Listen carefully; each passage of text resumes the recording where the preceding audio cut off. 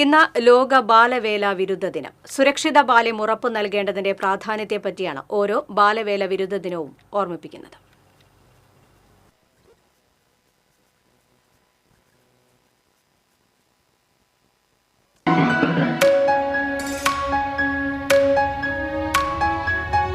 ആഗോളതലത്തിൽ ബാലവേല ഇല്ലാതാക്കുന്നതിനുള്ള അവബോധം വളർത്തുന്നതിനും നടപടികൾ പ്രോത്സാഹിപ്പിക്കുന്നതിനുമാണ് ലോക ബാലവേല വിരുദ്ധ ദിനം ലക്ഷ്യമിടുന്നത്.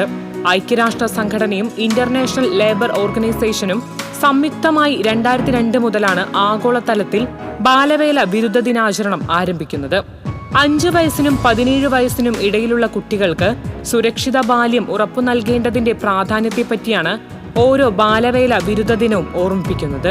ജനസംഖ്യയിലെ ഏതാണ്ട് 23% കുട്ടികളാണ്. ഏറെ കരുതലോടെ വേണം ഓരോ കുരുന്നിനെയും നാം പരിപാലിക്കേണ്ടത്.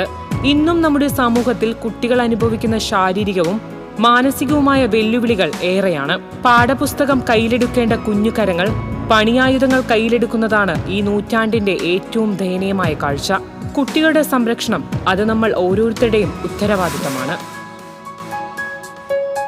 News desk TCV.